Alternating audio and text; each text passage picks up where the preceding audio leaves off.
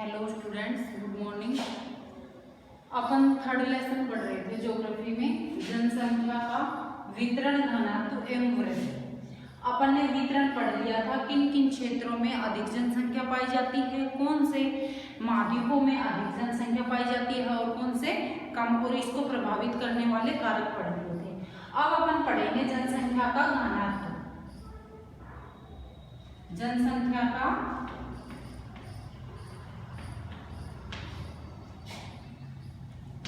घनत्व। अब मैंने बता दिया था तुम्हें शुरू में ही कि जनसंख्या का घनत्व किसे कहते हैं। जनसंख्या का वितरण अपन ने जैसे पढ़ लिया। अब वितरण में तो ये होता है कि कुल क्षेत्र में कितनी जनसंख्या रहती है। जैसे अपने भारत की कुल जनसंख्या का वितरण किन किन क्षेत्रों में अधिक है और किन किन क्षेत्रों में कम है। लेकिन घनत्व में क्या मापा जाता है, प्रति इकाई या प्रति वर्ग किलोमीटर क्षेत्र में रहने वाले व्यक्तियों की संख्या। कैसे मापेंगे अपन इसको, प्रति वर्ग किलोमीटर में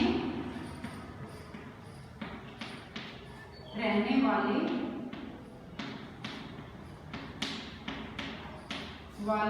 व्यक्तियों की संख्या से व्यक्त किया जाता है। व्यक्तियों की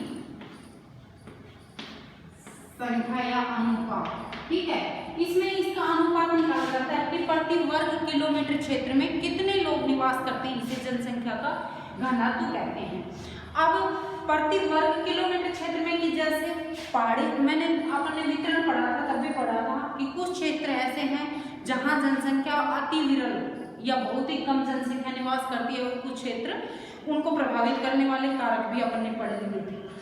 अब इसी प्रकार से जनसंख्या का घनत्व है। घनत्व मैंने बता दिया, प्रति वर्ग किलोमीटर क्षेत्र में रहने वाले व्यक्तियों की अनुपात को जनसंख्या का घनत्व कहते हैं, या वो अनुपात को मापा जाता है। अब इसमें क्या पढ़ेंगे अपन, देखो इसमें देखो घनत्व में, अब घनत्व जैसे वितरण में भी अपन ने यही पढ़ा कि कुल क्षेत्र में रहने वाले व्यक्तियों की संख्या को वितरण कहलाता है।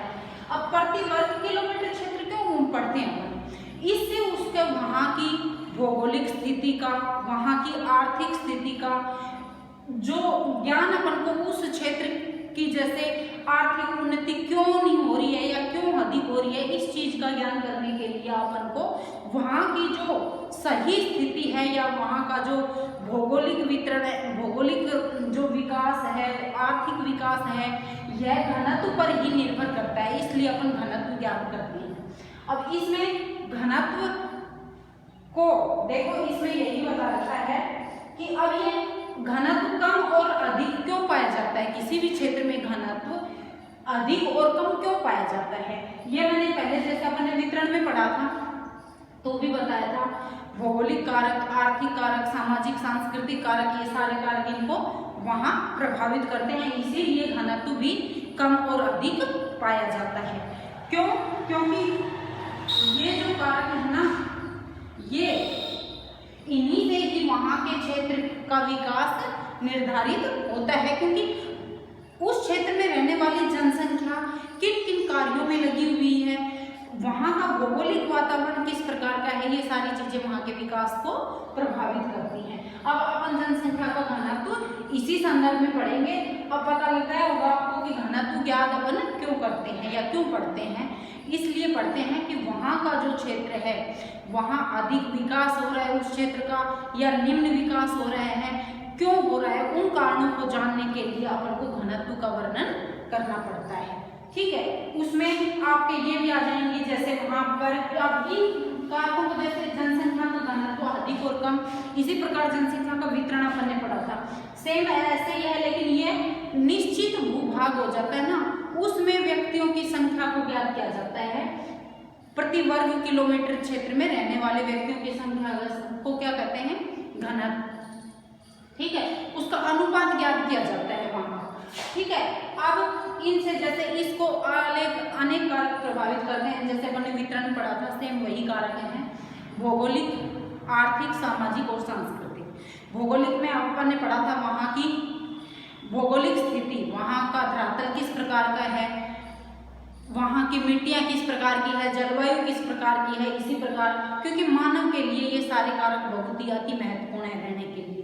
तो जहाँ पर ये अनुकूल पाए जाएंगे वहाँ पर जनसंख्या का घनत्व और वितरण अधिक पाया जाएगा।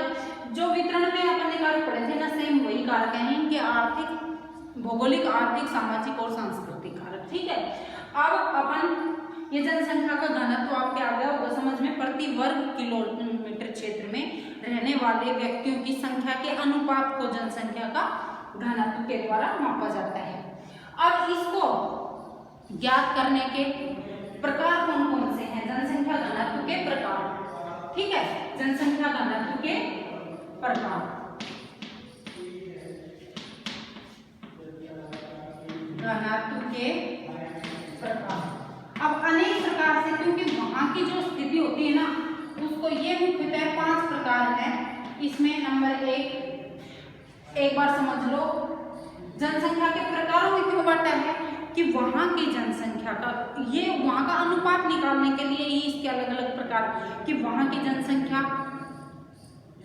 कृषि कार्यों में अधिक लगी हुई है, या जैसे व्यवसायिक कार्यों में अधिक लगी हुई है यहाँ, या भौगोलिक कारक वहाँ के ज़्यादा प्रभावित करते हैं, वहाँ खाद्यान्न फसलें अधिक पैदा की जाती हैं, या वहाँ इंडस्ट्रियल एरिया या औद्योगिक क्षेत्र है तो वहाँ की जनसंख्या अलग प्रकार की पाई जाती है। तो इस प्रकार से इसको ज्ञात करने के लिए 5 प्रकार बताए हैं, इनके अलग अलग सूत्र हैं, ये आपको ज्ञात करते हैं। देखो, गणितीय घनत्व पहला है, गणितीय घनत्व पहला कौन सा है, गणितीय घनत्व, यह सामान्य घनत्व के बराबर है। अब इसको निकालने का फॉर्मूला देख लो आप एक बार, देखो इसमें मानव स्थल अनुपात का विचार किया जाता है, जिसे निम्न सूत्र से ज्ञात किया जाता है, जनसंख्या बटे कुल क्षेत्रफल। यह सामान्य जो नियम होता है ना जनसंख्या घनत्व का, यही है। इसमें का नियम कौन सा है, जनसंख्या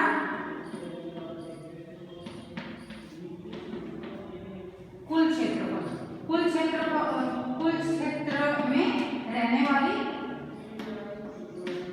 जनसंख्या का अनुपात निकाला जाता है, इसे गणितीय घनत्व कहते हैं। ठीक है, कि कुल क्षेत्रफल में, मतलब टोटल जनसंख्या को कुल क्षेत्रफल की जनसंख्या से भाग दे दिया जाता है, तो वो अनुपात जो आएगा वो गणितीय घनत्व कहलाता है। ठीक है, अब दूसरा है आर्थिक घनत्व।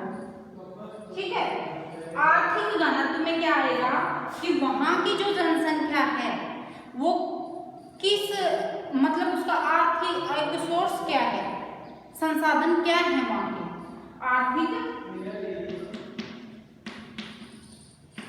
घनत्व। अब इसे ज्ञात करने का क्या है फॉर्मूला, ये तुम्हें याद रखना है, बहुत इंपॉर्टेंट क्वेश्चन है, कई बार पूछ लिया जाता है, 1 नंबर में पूछ लिया जाता है कि जनसंख्या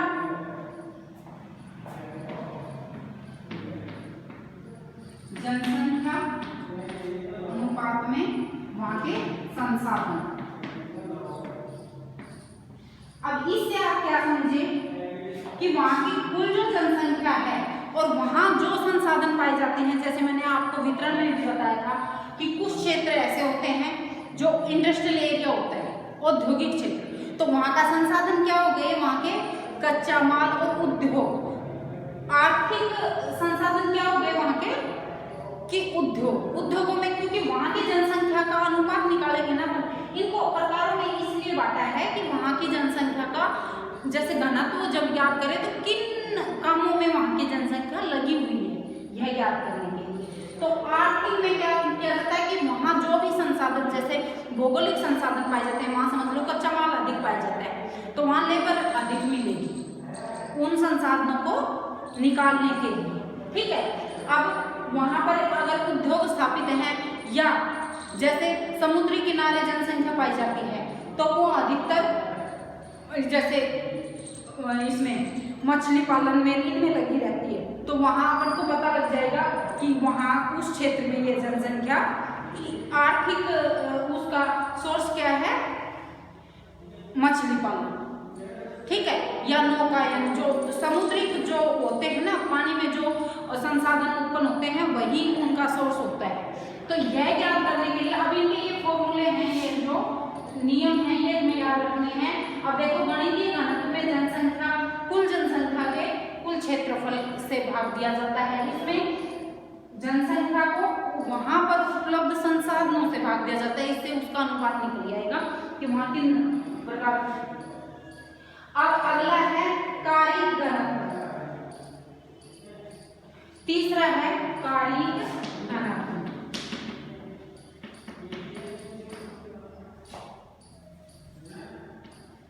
कायिक घनत्व, कायिक घनत्व से आप क्या समझते हैं?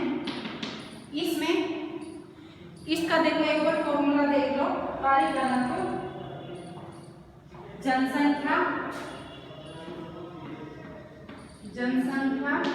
को किससे भाग दिया जाता है? कृषि भूमि क्षेत्र से, कृषि भूमि क्षेत्र, कि वहां पर कृषि भूमि क्षेत्र से मतलब है कि वहां पर जो जनसंख्या किस काम में लगी हुई है, खेती किस प्रकार की जाती है वहां पर, ठीक है। तो यह इसका नियम होगा। अब कार्य का मतलब है कि किस कार्य में लगी हुई है, तो वहां पर कृषि भूमि क्षेत्र कितना, क्योंकि कार्य तो जैसे अपन ने संसाधन पढ़ा, संसाधन में तो अपन को पता है कि जहां संसाधन उत्पन्न होंगे वहां उद्योगों का विकास होता है। अब यह है कायिक घनत्व। कायिक घनत्व में कृषि भूमि के कितने प्रतिशत क्षेत्र में कितने लोग निवास करते हैं। अपन ने पढ़ा था ना, जैसे आप भारत के संदर्भ में भी देखोगे तो जनसंख्या के वितरण में पढ़ा था कि जो मैदानी क्षेत्र है उसमें अधिक जनसंख्या पाई जाती है। क्यों? क्योंकि वहां पर समतल एरिया है तो वहां कृषि भूमि क्षेत्र अधिक पाया जाता है। तो कायिक का मतलब है कि कृषि भूमि के कार्य में कितने लोग वहां पर लगे हुए हैं। अब चौथा है, अगला देखो आपका घनत्व ज्ञात करने के ये प्रकार हैं।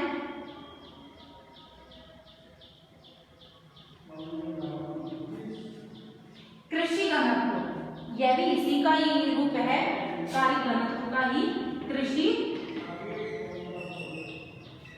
घनत्व। अब इसे किससे ज्ञात किया जाता है? जनसंख्या भाग में, किसे? कृषि भूमि में, कृषि भूमि, ये तो था क्षेत्र, कृषि भूमि क्षेत्र, और यह है कृषि भूमि क्षेत्रफल, कृषि भूमि क्षेत्रफल। इसमें अब देखो इन दोनों में क्या अंतर होगा।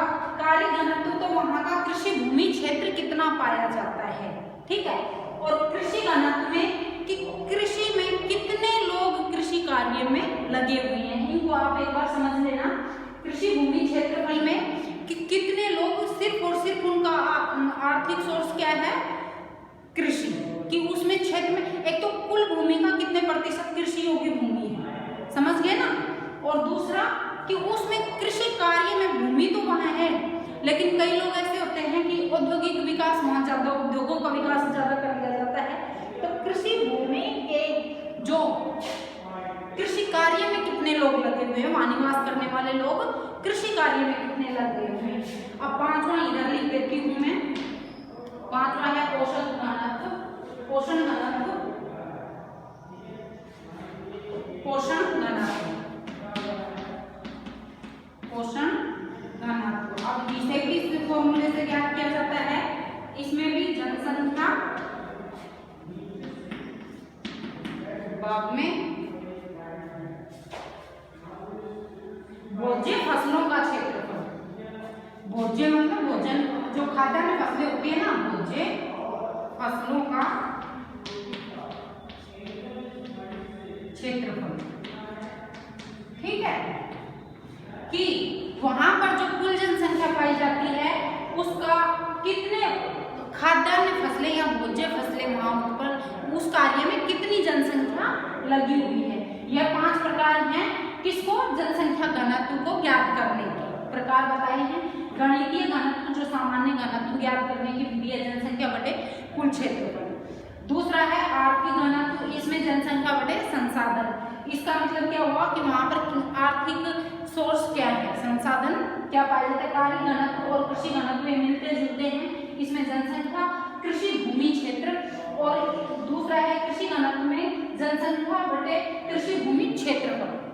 ठीक है, कि कृषि कार्य में कितने लोग वहां लगे हुए हैं। पोषण घनत्व का मतलब है जनसंख्या और भोज्य पदार्थ, भोज्य फसलों का क्षेत्रफल, मतलब जो खाद्यान्न फसलें बोल सकते हो आप, जो खाने के, कि वहां पर जो जनसंख्या रहती है वो खाद्यान्न फसलों में कितने लोग कार्य कर रहे हैं या कितने लोग खाद्यान्न फसलों को उगा रहे हैं, इसका वर्णन किया जाता है। ये बहुत ही इंपॉर्टेंट है, कई बार इसके फॉर्मूले पूछ लिए जाते हैं कि जैसे 1 नंबर के क्वेश्चन में कई बार ऐसे पूछ लिया जाता है कि आर्थिक घनत्व ज्ञात करने का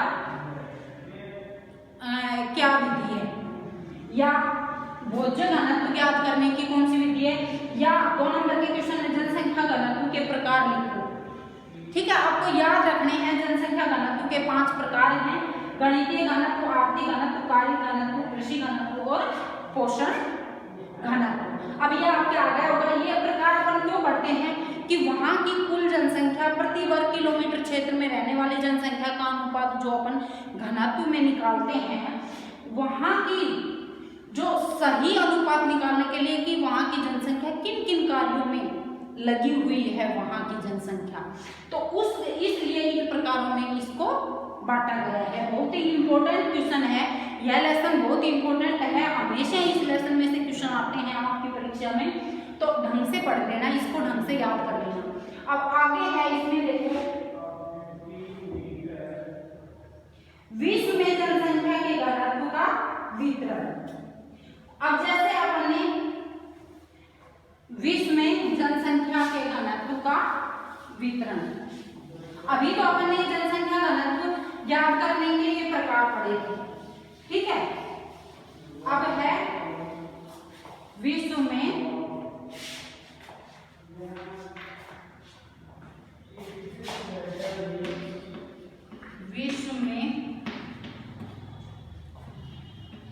जनसंख्या घनत्व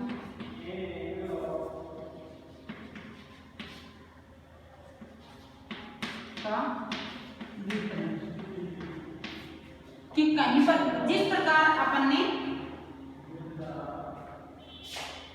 जनसंख्या के वितरण पढ़ा था, इसी प्रकार से जनसंख्या घनत्व, घनत्व का मतलब आप याद रखना, वितरण और घनत्व में अंतर मैंने बार बार मैं बता रही हूँ कि कुल क्षेत्र में रहने वाली जनसंख्या के अनुपात को तो वितरण कहते हैं, और प्रति वर्ग किसी विशेष क्षेत्र में जो उसका जनसंख्या का अनुपात निकाला जाता है उसे घनत्व कहते हैं। अब यह भी विश्व में जिस प्रकार से जनसंख्या कम और ज्यादा अलग अलग क्षेत्रों में पाई जाती है, इसी प्रकार से जनसंख्या घनत्व भी अलग अलग पाया जाता है। इसके कारक आपको जनसंख्या घनत्व और वितरण के कारक सेम हैं जो अपन ने पढ़ ही लिए थे, ये आर्थिक कारक, भौगोलिक कारक, सामाजिक एवं सांस्कृतिक कारक। ठीक है, अब वितरण प्रति वर्ग किलोमीटर क्षेत्र में रहने वाले लोगों के अनुपात को। अब देखो इसमें विश्व जनसंख्या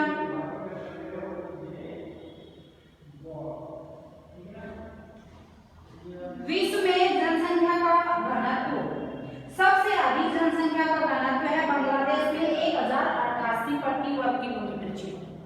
यह आपकी टेबल दे रखी है इसमें बुक में, यह देख लेना आप।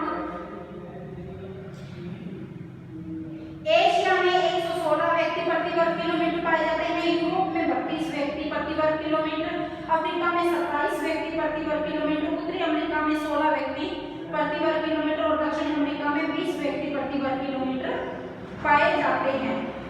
ठीक है, यह तो माध्यकों के अनुसार जनसंख्या का वितरण घनत्व दे दिया। अब कुछ देश ऐसे हैं जहां पर जनसंख्या का घनत्व अत्यधिक पाया जाता है, जिसमें सबसे अधिक घनत्व कहां पाया जाता है? बांग्लादेश में। बांग्लादेश, ठीक है, बांग्लादेश में कितना पाया जाता है? 1088 प्रति वर्ग किलोमीटर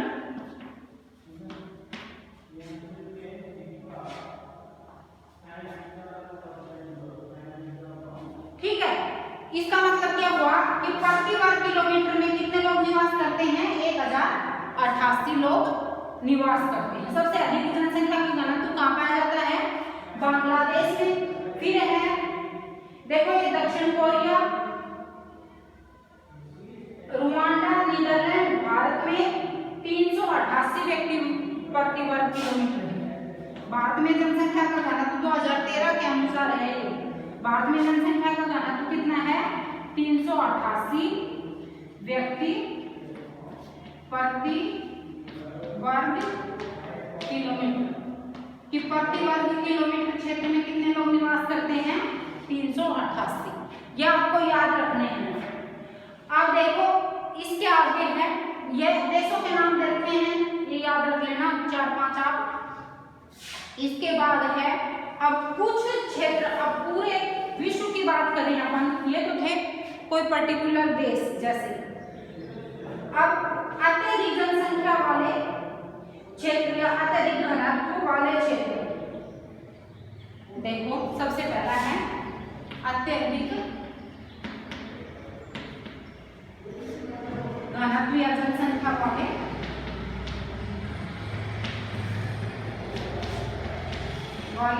क्षेत्र। अब इसमें कितना अनुपात होना चाहिए? अनुपात के अनुसार बांट रखा है इसमें 250 व्यक्ति प्रति वर्ग किलोमीटर या 250 व्यक्ति प्रति वर्ग किलोमीटर क्षेत्र से प्रति वर्ग किलोमीटर। ठीक है कि 250 व्यक्ति या इससे अधिक जो जनसंख्या घनत्व पाया जाता है वो क्षेत्र अत्यधिक जनसंख्या घनत्व वाले क्षेत्र में आते हैं। ये अनुपात आपको याद रखना है। अब इसमें कौन कौन से देश आते हैं? देखो इसमें है पूर्वी दक्षिणी पूर्वी एशिया। यह अत्यधिक जनसंख्या वाले में भी अपन ने पढ़ा था ना, दक्षिणी पूर्वी एशिया क्षेत्र जो जिसमें भारत, ये चीन, ये इधर के बांग्लादेश, इनके ये देश आते हैं। पश्चिमी एवं मध्यवर्ती यूरोप के कुछ देश मध्यवर्ती भाग में जो पाए जाते हैं।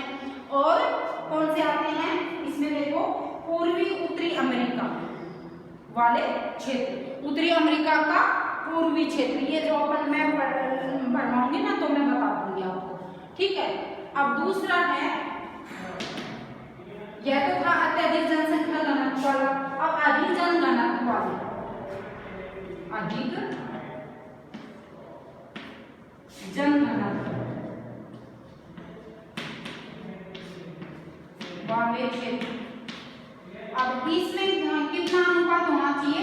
इसमें 250 व्यक्ति प्रति वर्ग किलोमीटर था, इसमें है 100 से 250 के बीच में, 100 से 250 व्यक्ति प्रति वर्ग किलोमीटर क्षेत्र पाए जाते हैं। ठीक है कि 100 से 250 वाले क्षेत्र जो आएंगे ना, जिसमें जनसंख्या घनत्व 100 से 250 के बीच में पाया जाता है, वो इसमें अधिक जनघनत्व वाले में आएंगे।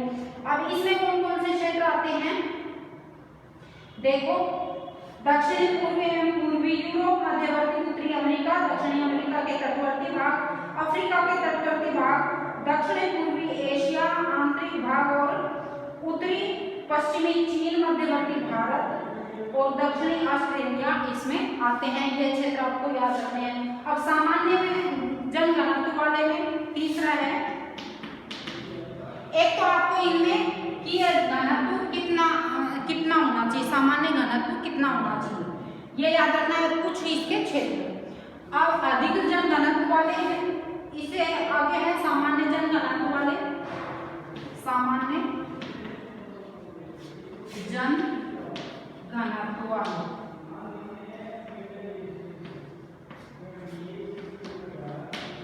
इसमें कितने होने चाहिए?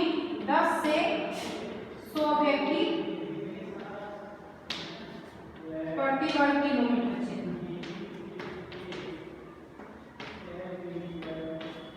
कि 10 व्यक्तियों से 100 व्यक्तियों के बीच में आते हैं ना जिन क्षेत्रों में, इनमें मतलब जनसंख्या का घनत्व कम पाया जाता है। अब देखो इसमें ये पशु चारण वाले, मरुस्थलों के निकटवर्ती क्षेत्र ये आ जाएंगे इसमें। ठीक है। अब कम जनघनत्व वाले क्षेत्र में चौथा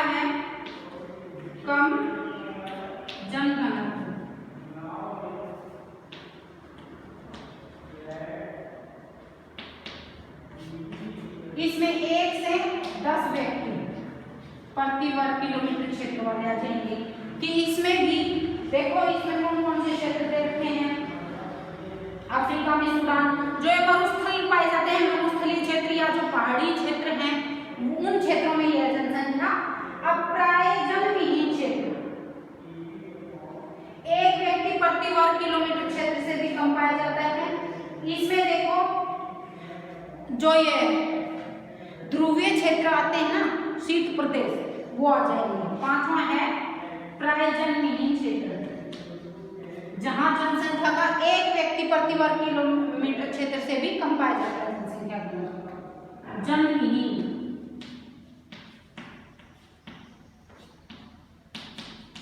इसमें एक व्यक्ति प्रति वर्ग किलोमीटर क्षेत्र इसमें आता है। ठीक है, अब यह घनत्व में देखो आपने इसको 5 भागों में बांटा है। अत्यधिक जनसंख्या घनत्व, यह जो वितरण है ना, वितरण वाला ही सेम आ जाएगा इसमें। अत्यधिक जनसंख्या, अपने जनसंख्या का वितरण भी इसी प्रकार से पढ़ा था। अत्यधिक जनघनत्व वाले क्षेत्र, इसमें 250 व्यक्ति प्रति वर्ग किलोमीटर क्षेत्र या इससे अधिक वाले लोग आते हैं। अधिक जनघनत्व वाले क्षेत्र में 100 से 250 के बीच में। अब सामान्य जनघनत्व वाले में 10 से 100 व्यक्तियों के बीच में, और कम जनघनत्व वाले में 1 से 10 व्यक्तियों के बीच में। और प्रायजनविहीन क्षेत्र में जो ये अपने ध्रुवीय क्षेत्र हैं या मरुस्थलीय क्षेत्रों के आंतरिक भाग, पर्वतीय क्षेत्र जो बहुत ही ऊंचे हैं, वो क्षेत्र आ जाएंगे। वहां जनसंख्या निवास नहीं करती, ना के बराबर रहती है वहां, तो यह आपको याद रखना है। अब आगे अपन ने इस लेसन में जनसंख्या वितरण पढ़ लिया और घनत्व पढ़ लिया। अब अपन अगले क्लास में पढ़ेंगे वृद्धि। ठीक है, 2 चीजें अपनी पूरी हो गई। आज अपन ने पढ़ा है जनसंख्या घनत्व। जनसंख्या घनत्व के 5 प्रकार पढ़े थे, गणितीय घनत्व, आर्थिक घनत्व, कृषिकारी घनत्व, कृषि घनत्व और पोषण घनत्व। ठीक है, ये 5 प्रकार पढ़े थे। अब जनसंख्या घनत्व का वितरण पढ़ा है अपन ने। इसमें 5 क्षेत्र बांटे हैं। इसमें अत्यधिक जनसंख्या वाले जनघनत्व वाले क्षेत्र, अधिक जनघनत्व वाले क्षेत्र, सामान्य जनघनत्व वाले क्षेत्र, कम जनघनत्व वाले क्षेत्र और प्रायजनविहीन क्षेत्र। ठीक है।